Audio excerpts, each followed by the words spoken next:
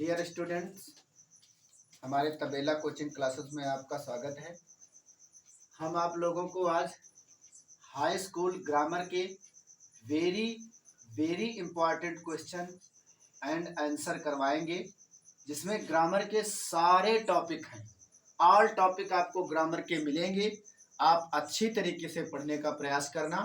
मैं वादा करता हूँ आपसे कि आपके जो मैं क्वेश्चन दूंगा ये इम्पॉर्टेंट और इम्पॉर्टेंट ही होंगे।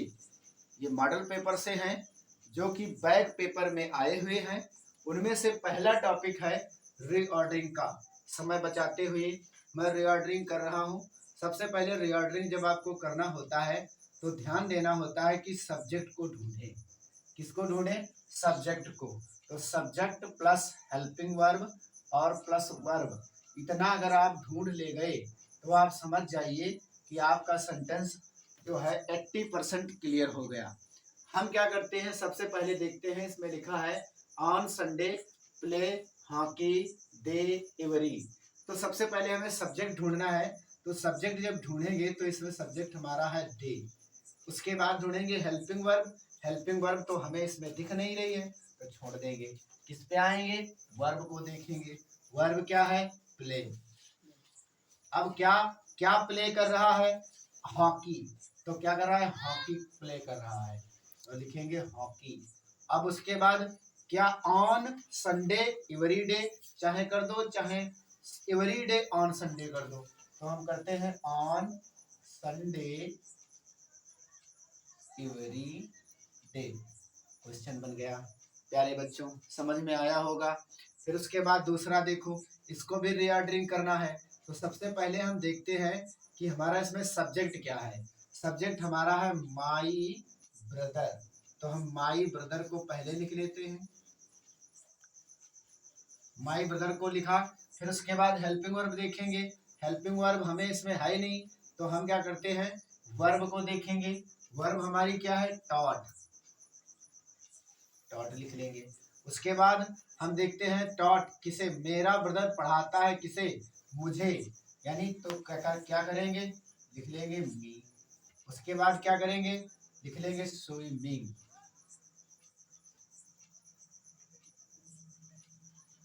क्लियर? उसके बाद अगला क्वेश्चन है आपका, यहाँ पे हिज था और यहाँ पे रिग्रेटिंग रिग्रेटिंग था। तो रिग्रेटिंग, इसमें द है। इसको क्या करेंगे? इसको हम जीरंड का प्रयोग करते हुए बनाएंगे। तो सबसे पहले लिखेंगे रिग्रेटिंग रिग्रेटिंग। उसके बाद regretting seller. Regretting seller. Regretting seller हमारा सब्जेक्ट हो गया। उसके बाद क्या करेंगे? देखेंगे क्या उसने किया है। रिग्रेटिंग सेलर हिज लॉस, अपना लॉस किया है उसने, हिज लॉस। उसके बाद द ग्रेडी क्राइड। ये क्लियर हो गया। प्यारे बच्चों, आपको समझ में आया होगा। हमारे हिसाब से हमने बहुत अच्छी तरीके से आपको समझाने का प्रयास किया है। उसके बाद नेक्स्ट चैप्टर आपका आता है active and passive voice. Active and passive voice, इसके भी 3 क्वेश्चन हम आपको कराएंगे। तो जल्दी से समय बचाते हुए पढ़ते हैं 3 क्वेश्चन। तो सबसे पहले हमारा आ गया क्वेश्चन नंबर 1। आई न्यू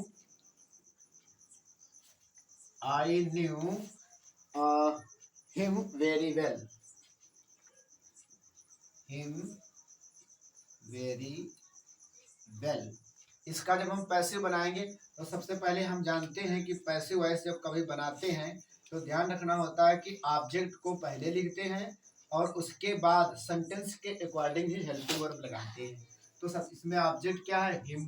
तो हिम का जब हम इधर लाएंगे सब्जेक्ट में तो हो जाएगा ही। न्यू दिया है तो इसका हो जाएगा इज। यहाँ पे हेल्पिंग वर्ब लगेगी इज, और न्यू का थर्ड फॉर्म होता है नॉन। उसके बाद याद रखना है इसमें बाई नहीं लगाना है, क्योंकि न्यू वर्ड है, यह बनता है टू से, तो हम यहाँ पे लगाएंगे टू।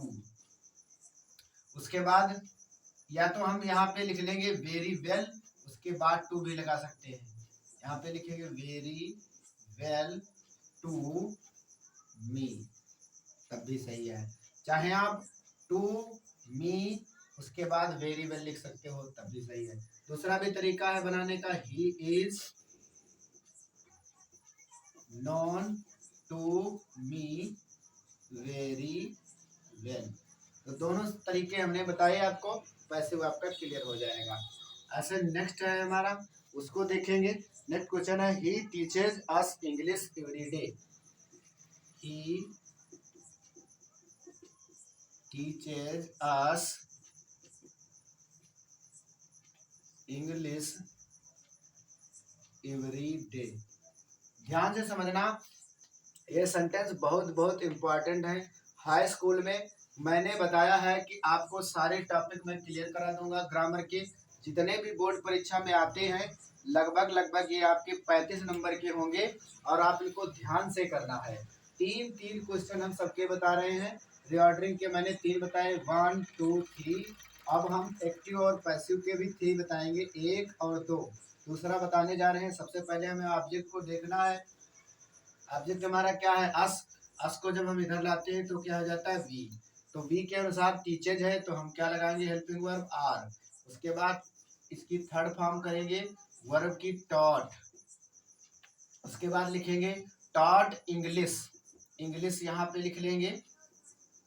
उसके बाद लगाएंगे बाई, और ही का इधर लाएंगे तो हो जाएगा हिम। उसके बाद लिखेंगे एवरी डे। ये हमारा पैसिव क्लियर हो गया। तीसरे नंबर का क्वेश्चन है, वो ध्यान से समझना है। 3 क्वेश्चन हमने कहा था बताएंगे आपको। तीसरा क्वेश्चन है, people always admire the freedom fighter. People always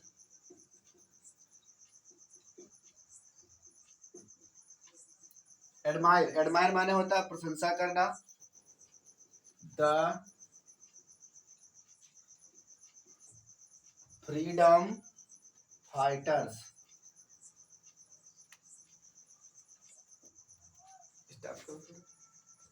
तो क्लियर कर देते हैं। तो हम इस सेंटेंस को क्लियर करेंगे अच्छी तरीके से। ध्यान से समझना कि हम इसमें सब्जेक्ट ढूंढेंगे। तो सब्जेक्ट जब ढूंढते हैं तो क्या करना होता है, देखो फ्रीडम फाइटर्स हमारा सब्जेक्ट है। इस फ्रीडम फाइटर्स को पहले लिख लेंगे। तो ऊपर का हम मिटाते हैं। आप लोग जल्दी जल्दी इसको नोट कर लेना। हमारे हिसाब से आपने नोट भी कर लिया होगा। तो हम इस सेंटेंस को करेंगे एक्टिव और पैसिव वॉइस में। तो अच्छी तरीके से समझना होगा आपको। एक्टिव पैसिव में होता क्या है, सब्जेक्ट ऑब्जेक्ट हो जाता है और ऑब्जेक्ट को सब्जेक्ट कर देते हैं। तो सबसे पहले सब्जेक्ट ढूंढेंगे तो क्या है हमारा, फ्रीडम फाइटर।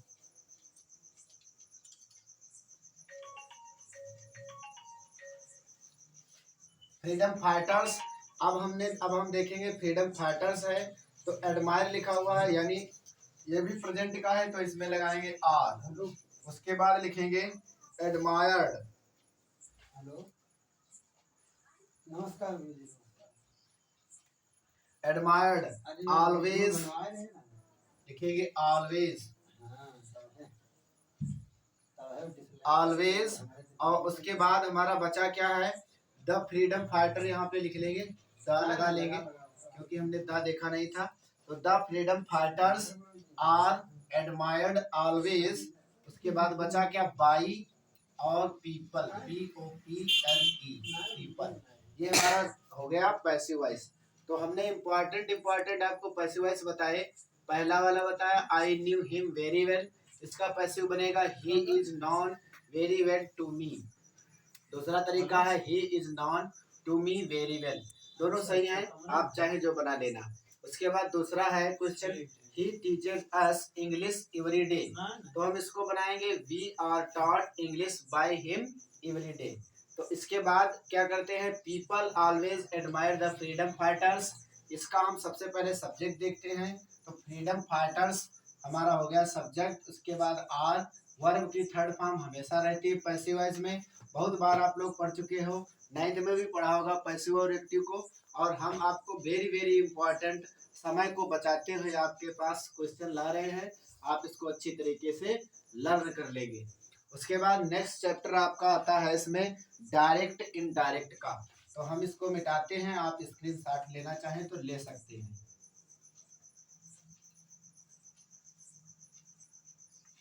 डायरेक्ट इनडायरेक्ट, जब आपका डायरेक्ट इनडायरेक्ट आएगा तो उस डायरेक्ट इनडायरेक्ट को भी अच्छी तरीके से समझने का प्रयास करना। डायरेक्ट इनडायरेक्ट के हम 3 क्वेश्चन आपके सामने रखेंगे। Direct and indirect, direct and indirect के 3 क्वेश्चन आपके सामने रखेंगे। अच्छी तरीके से हमारे साथ बनाने का प्रयास करो। पहला क्वेश्चन है he said to me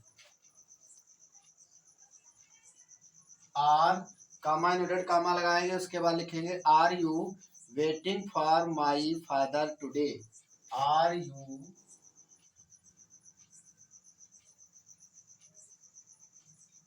waiting for my father today. Comma inverted comma close कर देंगे। अब इसको डायरेक्ट इनडायरेक्ट को अच्छी तरीके से समझो। पहले जब क्वेश्चन कहीं पे आपका डायरेक्ट इनडायरेक्ट का आ जाए तो उसको अच्छी तरीके से यह समझ लो कि यह सेंटेंस है कौन सा, किस सेंटेंस में बनेगा। तो मैंने सबसे पहले देखा कि यहाँ पे आर लगा है यानी हेल्पिंग वर्ब से शुरुआत है, तो इंट्रोगेटिव सेंटेंस है और यस या नो वाला इंट्रोगेटिव सेंटेंस है। तो यस या नो वाले इंट्रोगेटिव सेंटेंस में हम क्या करते हैं, कामा इनवर्टेड कामा की जगह पर इफ का प्रयोग कर लेते हैं और साइड टू की जगह पर आस्केड का प्रयोग कर लेते हैं। तो अच्छी तरीके से बनाएंगे। ही आस्केड मी और कामा इनवर्टेड कामा हटा कर लगाया, या फिर वेदर भी लगा सकते हो। अब इसको थोड़ा आर को हाइड करेंगे और यू को बदलेंगे। यू हमारा सेकंड पर्सन है इसलिए ऑब्जेक्ट से बदलेगा, तो यहाँ पे आ जाएगा आई। तो आई यानी मी से बदलेगा, मी का सब्जेक्टिव केस आई होता है। अब देखेंगे आर को, तो आर का पास्ट में जाएगा तो वाज हो जाएगा और ऐसे ही लिख देंगे पूरा ज्यों का त्यों, कुछ परिवर्तन नहीं करना है। वेटिंग फॉर भी लिखनी है। अब याद रखना है माई फादर लिखा हुआ है यानी माई किसका पसेसिव केस है सब्जेक्ट के अनुसार। तो माई हमारा जो होता है यानी हमारा जो आई होता है वो सब्जेक्ट के अनुसार बदलता है, इसलिए यहाँ पे हमारा ही है तो यहाँ पे क्या हो जाएगा हिम। यहाँ पे हो जाएगा हिम और फादर। उसके बाद टुडे को हम करते हैं नेक्स्ट डे में। क्या करते हैं, नेक्स्ट डे में। ये पूरा सेंटेंस क्लियर हो गया। आई होप अंडरस्टैंड, हमारे हिसाब से आपको समझ में आया होगा। यहाँ पे हमने नेक्स्ट डे लिखा है, ये गलत हो गया है। नेक्स्ट डे नहीं दैट डे होता है। दैट डे करना होगा आपको, टुडे को दैट डे में करना होगा। दूसरा क्वेश्चन आपका आपके सामने आ रहा है। I said to my father, I said to my father, comma noted comma, please give मी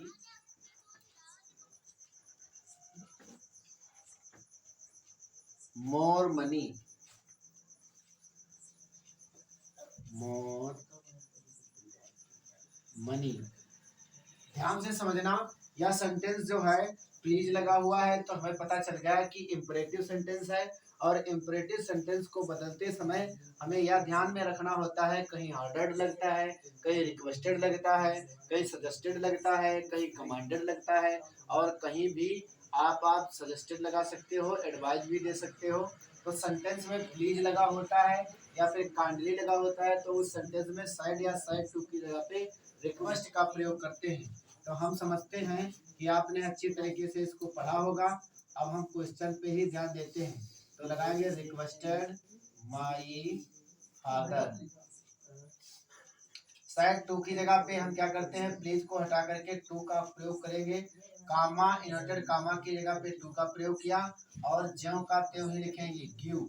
उसके बाद मी है, मी हमारा कौन सा है यानी फर्स्ट पर्सन का है और फर्स्ट पर्सन का आपका पसेसिव केस है, इसलिए हम फर्स्ट पर्सन को किसके अनुसार बदलते हैं, फर्स्ट पर्सन सब्जेक्ट के अनुसार बदलते हैं। तो यहाँ पे कोई परिवर्तन नहीं होगा, मी ही रहेगा। उसके बाद आ जाएगा मोर मनी। क्लियर। उसके बाद तीसरा क्वेश्चन आपका सामने आ रहा है, ध्यान से समझना है। जैसे मैंने कहा सी सेड टू मी, मैंने तीसरा कहा she said to me, comma inverted comma. ध्यान से समझना, I am going to your sick mother, I am going two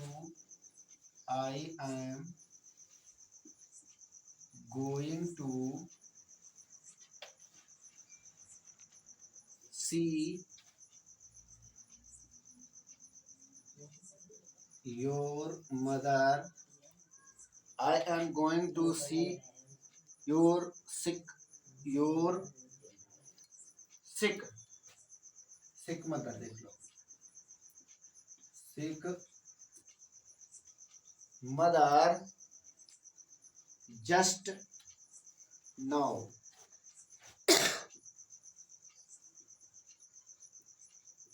comma close. इस सेंटेंस को बनाएंगे अच्छी तरीके से। पहले सेंटेंस डायरेक्ट इनडायरेक्ट का जब आपके सामने सेंटेंस आ जाए तो उसको अच्छी तरीके से समझ लो और 3 बार पढ़ो। एक सेंटेंस को 3 बार पढ़ो जब तक आपको यह समझ में ना आ जाए। तो क्या करते हैं, इसको बदलेंगे। जब सी और साइड की जगह पे क्या करेंगे, यहाँ पे ध्यान देना होगा आपको, साइड की जगह पे टोल्ड करेंगे, टोल्ड मी। और यहाँ पे लगाएंगे दैट, कामा की जगह पे आई को बदलेंगे फर्स्ट पर्सन, यानी सी के अनुसार सी, और एम का वाज हो जाएगा, इसका हो जाएगा गोइंग टू सी। अब योर है यानी सेकेंड पर्सन मी के अनुसार बदलेगा, तो मी, हमारा मी का ऑब्जेक्टिव क्या होता है, माई, तो लिखेंगे माई सिक मदर। जस्ट का जस्ट ही रहता है और नाउ को देन में बदल देते हैं। इस तरीके से हमारे डायरेक्ट इनडायरेक्ट का पूरा चैप्टर हो गया। 3 हमने बताए डायरेक्ट इनडायरेक्ट के, और 3 आपको रीऑर्डरिंग के बताए हैं, और 3 आपके हमने टॉपिक क्लियर किया है जो था एक्टिव और पैसिव। I hope understand. हमने 3 जो चैप्टर बताए हैं वो आपको अच्छी तरीके से समझ में आए होंगे। I hope understand. Thank you.